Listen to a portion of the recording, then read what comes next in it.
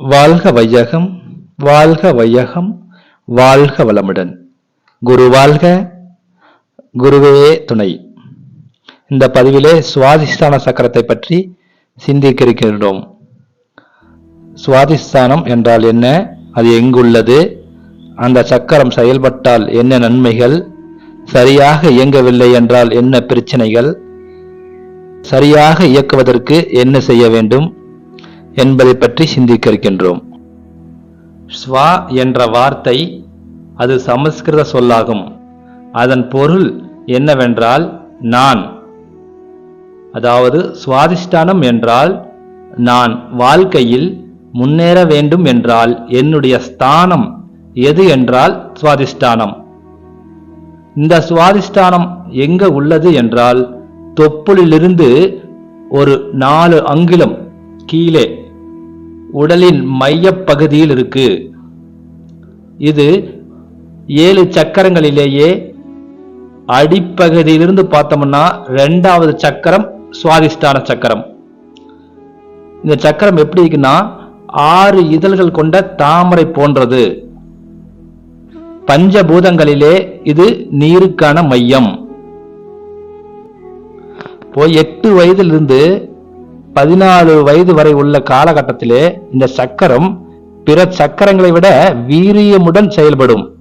அதனால்தான் அந்த வயதிலே தோன்றக்கூடிய உணர்வுகள் எப்படி இருக்குன்னா நட்பு, பிறகு காதல், பாசம், அப்படி வழிவடைந்து கொண்டே போகும். மற்றும் புதிதாக கற்றுக்கொள்ள வேண்டும் என்ற ஆர்வம் உண்டாகும். கற்பனை திறன் அதிகமாக இருக்கும். படைப்பு திறன் மற்றும் பாலியல் உணர்வுகளிலேயே கற்பனைகள் உண்டாகும். இந்த காலகட்டத்திலே ஒரு மனிதன் உயர்நிலை செல்வதற்கான மையம் இந்த சுவாதிஷ்டான மையம்.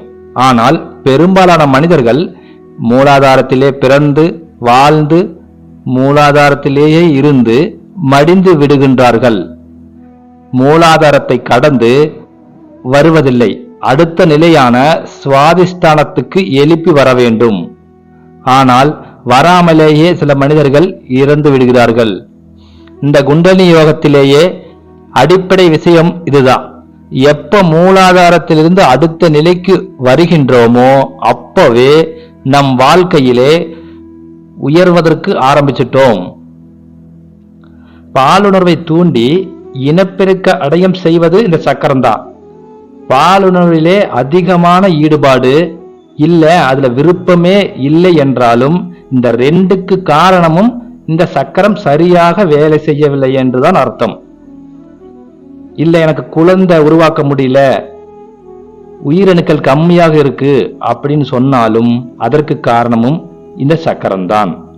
இந்த சுவாதிஷ்டான சக்கரத்திலேயே அதிக நேரம் தவம் செய்தால் மரணம் அடைந்தவர்களின் ஆவிகளுடன் தொடர்பும் தொற்றுதலும் தாக்குதலும் நேரக்கூடும். அதனால்தான் அருள் தந்தை வேதாத்ரி மகரிஷி அவர்கள் 9 மைய தவத்திலே இந்த சுவாதிஷ்டான மையத்திலே 1 நிமிடம் தவம் செய்தால் போதும் என்று சொல்லியிருக்கின்றார்.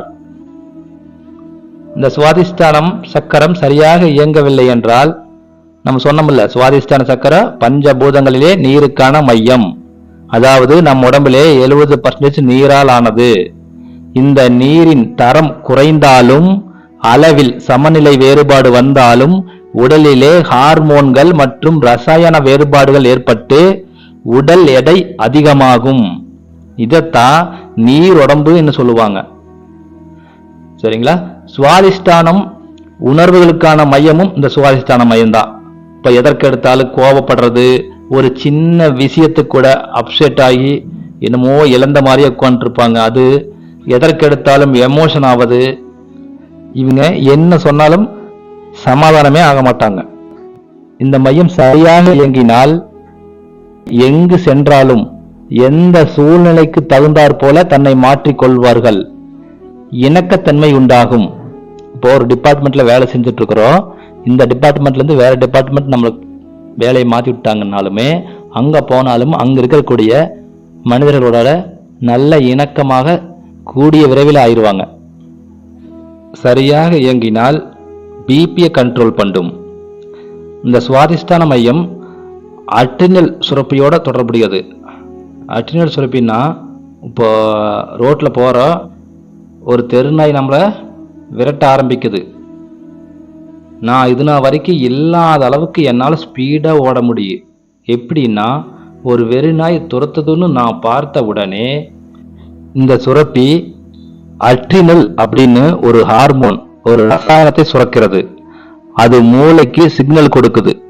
மூளைக்கு சிக்னல் கொடுத்த உடனே அது என்ன செய்யுதுன்னா இதயத்தை ஸ்பீடா வேலை செய்ய வைக்கிறது. நுரையீரல ஆக்சிஜன் சப்ளை அதிகமாக கிடைக்கிறது.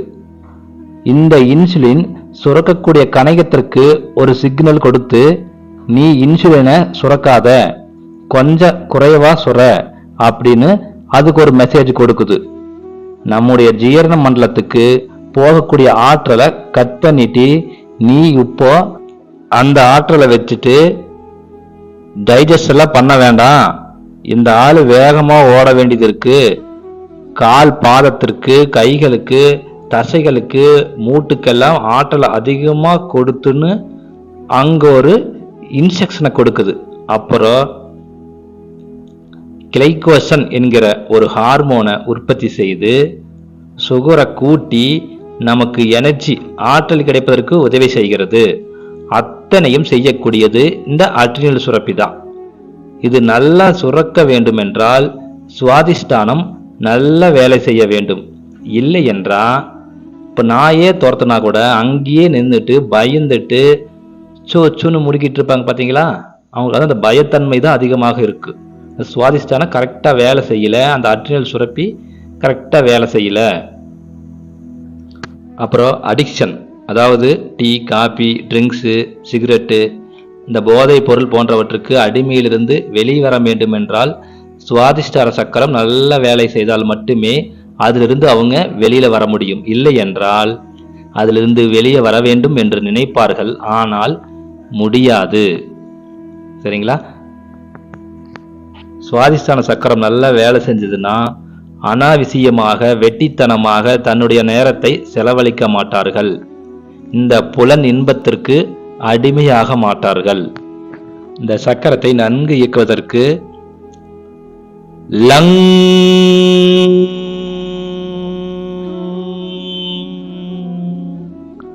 என்ற மந்திரத்தை முறையாக தொடர்ந்து உச்சாரணம் செய்யும் போது சுவாதிஷ்டான சக்கரம் நன்கு வலுவடையும்.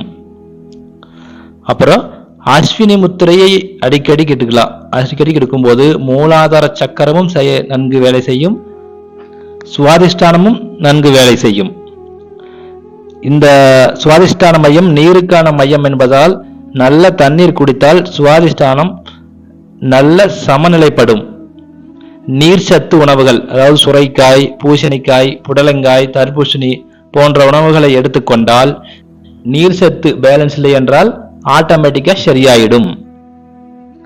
பெருங்குடல், சிறுநீர்ப்பை, இடுப்பு, நாக்கு, சுவை, இனப்பெருக்க உறுப்புகள் சம்பந்தப்பட்ட பிரச்சனைகள் அனைத்தும் சரியாகும்.